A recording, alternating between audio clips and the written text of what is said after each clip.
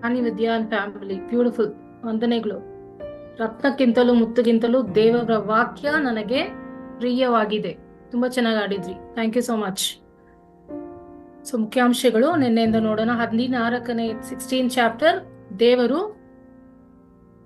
ಪಾವಾಡಶ್ರೀವಾದ ರೊಟ್ಟಿಯ ಮೂಲಕ ಅವರ ಬದುಕುಳಿವಿಕೆಯನ್ನು ಕರುಣಾಮಯಿಯಾಗಿ ಒದಗಿಸುತ್ತಾರೆ.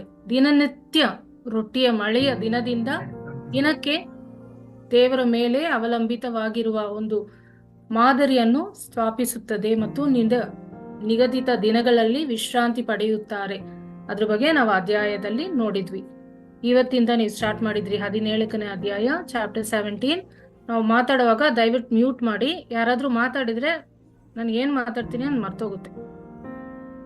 17 ಚಾಪ್ಟರ್, ದೇವರು ಬಂಡೆಯಿಂದ ನೀರನ್ನು ಸಹ ಒದಗಿಸುತ್ತಾರೆ. ಮಕ್ಕಳು ನೀರಿಲ್ಲ ಅಂತ ಹೇಳ್ತಾರೆ. ದೇವರು ಆ ವಿಲ್ಡರ್ನೆಸ್ ಡೆಸರ್ಟ್ ಅಲ್ಲಿ ನೀರು ಸಹ ಮಕ್ಕಳಿಗೆ ಕೊಟ್ಟಿದ್ದಾರೆ. ಈ ಅಧ್ಯಾಯದಲ್ಲಿ ನಾವು ಕೇಳ್ಕೊಂಡ್ವಿ. ಇನ್ನೊಂದು ಮುಖ್ಯವಾದ ವಿಷಯ ಈ ಅಧ್ಯಾಯದಲ್ಲಿ ನಾವು ಕೇಳ್ಕೊಂಡಿವಿ. ನೀವು ಓದಿದಾಗ, ನಾವು ದೇವರನ್ನು ತಲುಪಿಸಿದಾಗ ನಮ್ಮ ಭಂಗಿ ಹೇಗಿರಬೇಕು ಎಂಬ ಬಗ್ಗೆ ನಮಗೆ ಯಾವಾಗಲೂ ಸಂದೇಹವಿದೆ.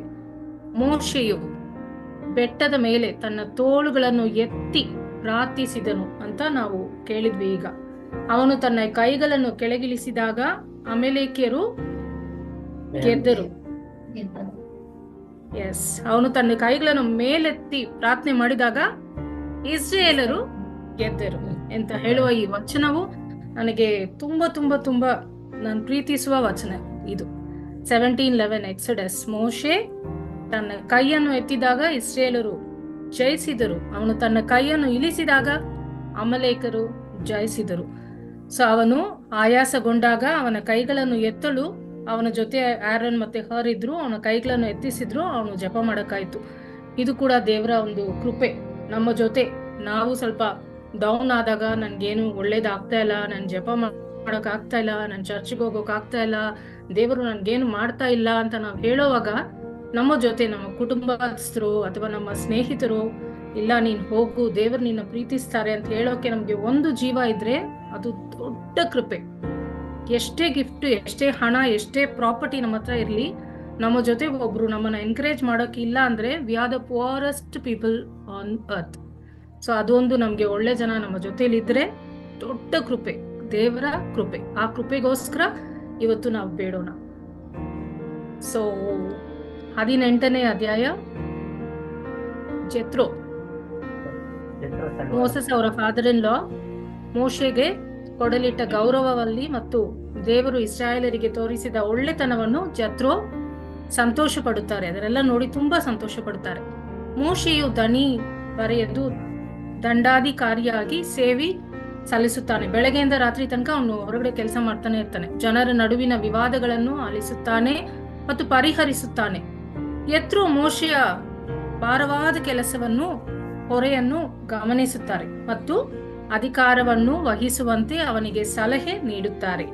ಮೋಶೆಯೂ ಸಹ ಯೆತ್ರೋನ ಸಲಹೆಯನ್ನು ಸ್ವೀಕರಿಸುತ್ತಾರೆ ಮತ್ತು ಜನರನ್ನು ಆಳುವಲ್ಲಿ ಮತ್ತು ನ್ಯಾಯ ತೀರ್ಪಿಸುವಲ್ಲಿ ಸಹಾಯ ಮಾಡಲು ಸಮರ್ಥ ವ್ಯಕ್ತಿಗಳನ್ನು ನೇಮಿಸುತ್ತಾನೆ. ಈ ಅಧ್ಯಾಯದಲ್ಲಿ ನಮಗೆ ಸಿಗೋ ಒಂದು ವಿಷಯ, ಧರ್ಮಶಾಸ್ತ್ರವನ್ನು ಕೊಡುವವನಾದ ಮೋಶೆ, ಅಷ್ಟು ದೊಡ್ಡ ದೇವರ ಪುತ್ರ, ಪ್ರಾಫೆಟ್, ಜೆತ್ರೋವಿನಿಂದ ಸಲಹೆಯನ್ನು ತೆಗೆದುಕೊಳ್ಳುವಷ್ಟು ವಿನಮ್ರನಾಗಿದ್ದಾನೆ. ಆದುದರಿಂದ ನಾವು ಸಹ ವಿವೇಕಿಗಳು ನಮಗೆ ಕೊಟ್ಟ ಸಲಹೆಯನ್ನು ಕೇಳಬೇಕು, ಅದನ್ನು ತೆಗೆದುಕೊಳ್ಳಬೇಕು, ಅದನ್ನು ಅನುಸರಿಸಬೇಕು ಎಂಬುದನ್ನು ಈ ಅಧ್ಯಾಯದಿಂದ ನಾವು ಕಲಿತುಕೊಳ್ತೇವೆ. 19ನೇ ಅಧ್ಯಾಯ, ದೇವರು ಮತ್ತು ಇಸ್ರಾಯೇಲರ ನಡುವಿನ ಗಾಢವಾದ ಸಂಬಂಧದ ಆರಂಭವನ್ನು ಸೂಚಿಸುತ್ತದೆ. ಇದು ಆತನ ಕೃಪೆ ಮತ್ತು ಆತನ ಆಜ್ಞೆಗಳಿಗೆ ವಿಧೇಯರಾಗುವರು, ಅವರ ಜವಾಬ್ದಾರಿ ಎರಡನ್ನು ಒತ್ತಿ ಹೇಳುತ್ತದೆ. 20ನೇ ಅಧ್ಯಾಯ ನಾನು ಹೇಳ್ಬೇಕಾಗಿಲ್ಲ, ನಾವು ಕೇಳ್ಕೊಂಡ್ವಿ. 10 ಕಮಾಂಡ್ಮೆಂಟ್ಸ್. ನಾವು ವಿಧೇಯರಾಗಲು ಮತ್ತು ಆತನ ಮಹಿಮೆಗಾಗಿ ದೇವರು ಈ 10 ಸರಳ ನಿಯಮಗಳನ್ನು ಕೊಟ್ಟಿದ್ದಾರೆ.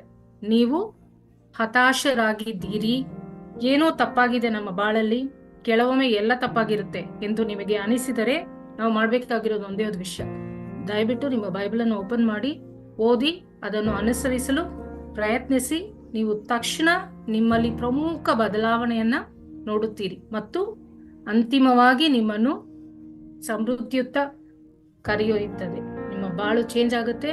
ದೇವರ ಹತ್ರ ನೀವು ಬರ್ತೀರಾ, ಟ್ರೈ ಮಾಡಿ. ಆಮೇಲೆ